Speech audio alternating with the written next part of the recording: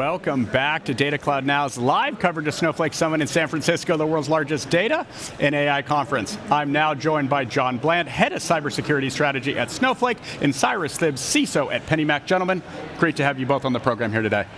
Great to be here. Excited. Thanks for having me.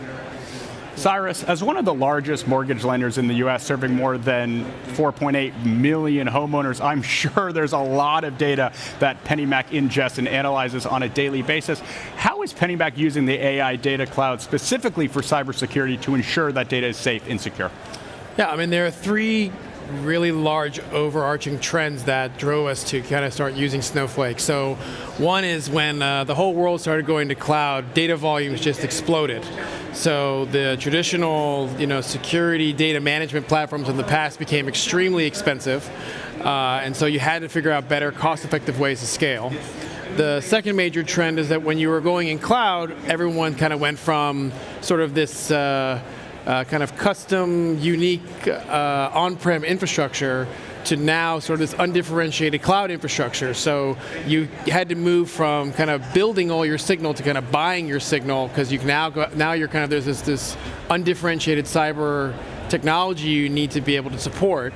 And then lastly, it's the people aspect. Like in cybersecurity, one of our biggest challenges is trying to fill the people gap, and moving away from proprietary platforms where you had to find a very small number of specialized people to more of an open platform where you're finding people that are strong in data and Python, SQL, and cyber. It allows you to democratize the technology a lot better. So we're analyzing huge volumes of data, and I'm kind of out of the moral hazard of being afraid to add data into my security stack, to where now I'm seeking out as many use cases as I can get to try to build as much value into our program. So we're super excited and have had a lot of success with our data cloud journey. Great perspective. Thank you, Cyrus. John, how does the AI Data Cloud help companies like Pennymac gain a single source of data truth for all of their cybersecurity data? And can you share some examples and use cases? Yeah, absolutely. I mean, the journey that Cyrus and Pennymac have been on is a common journey amongst our customers. You get a certain level of frustration with your existing monolithic SIEM, costs get out of control with the explosion of data volumes in cloud, and you need to look for other approaches. And one of the first things you realize in going to like a data-centric strategy on Snowflake is that you no longer have to compromise on the data you collect. I think, Cyrus, you said you more than double the amount of security data you get visibility into by moving into the strategy. And you can also don't have to compromise on how long you keep that data around for investigations. And not having to make those compromises are really, really valuable for security organizations, because no one wants to filter out data that they might have needed. Next is they kind of leaned on our ecosystem. So they're users of Hunters, one of our connected app SIEM partners. And we see customers utilizing that for threat detection, incident response, and Pennymac's done well with them, but also they still have access to all the raw data. So Cyrus's threat hunters, and if they need to do forensic investigations, the full fidelity data is there. And then you move to, you mentioned like democratizing data. I think that's a big one, where in the past, if you bought a security solution, that data is only really usable through that security tool. Sure, you can export data, but then you have data movement costs, you lose governance, the normal things that happens.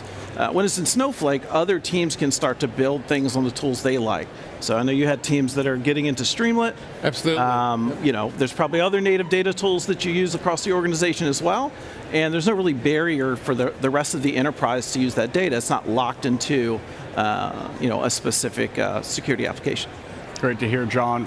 The AI buzz is all around us here at Snowflake Summit. How is AI accelerating how cybersecurity teams should be thinking about their data environments and use cases? And are you noticing any trends across organizations? Cyrus, would love your thoughts. Yeah, I think AI is really going to unlock a lot of potential, both for threat actors and for cyber teams. So it just kind of accelerates the cat and mouse game.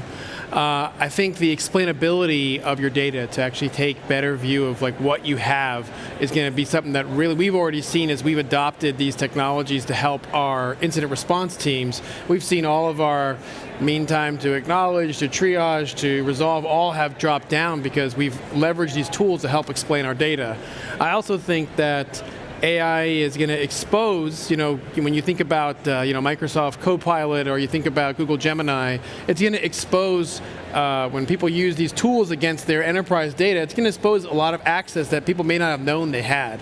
So now you're going to be having to move kind of away from more of this sort of role-based access in systems and start driving more towards this dynamic awareness of, instead of finding, does someone have access to sensitive data, yes or no, it's going to be, how do you dynamically label that data for that role and then ensure that you've got the rules in place to manage around that. So I feel like it's going to have a lot of dramatic changes for how we manage sensitive data, how we collect it, organize it, and then kind of acting on that and building AI in our security tooling so that we can stay, one step ahead of our threat actors when they try to attack us with these new techniques. Great insights. And John, from your seat. Yeah, I mean, it's been the year of the co-pilot, not only in cyber, but in other industries too. I see Gen AI being used to make the junior analysts more productive. Maybe they're using natural language to generate complex SQL queries that they could otherwise not write. Also see it being used to, when we get that result set, use Gen AI to generate a narrative in plain language of what that result set means. And I'm interested to see kind of where it goes from there, in AI and SOAR and AI and maybe data onboarding and normalization over the next year could make a lot of changes for the industry. Well, gentlemen, thank you so much. It's such a pleasure to have you on Data Cloud now. What's next for Pennymac and Snowflake?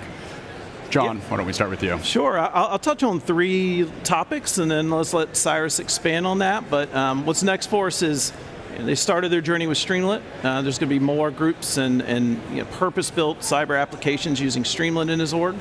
Cyrus told me that he wants to replicate the success and cost savings they had on the cyber side with some of the other IT and operations types of use cases, bringing those on board and moving those use cases away from their existing logging platform.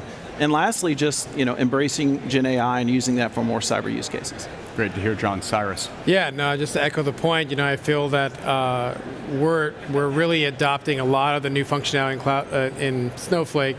And I'm really excited about some of the announcements today at the keynote around search and context and Cortex you can get around that. So I think we're really excited to be able to bring more of the cybersecurity data to kind of get out of the business of kind of building the same undifferentiated cyber signal that everybody can just buy now, and really focusing on building out applications, building out capabilities that are custom to enable our business. So really, I think all of these things are going to accelerate cyber teams to be more of the leader and responsible steward of AI in the enterprise. So we're super excited about everything that's being released, and looking forward to keep going at it.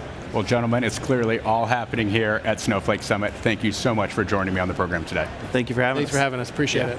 And for the audience watching, I'm Ryan Green, and this is Data Cloud Now.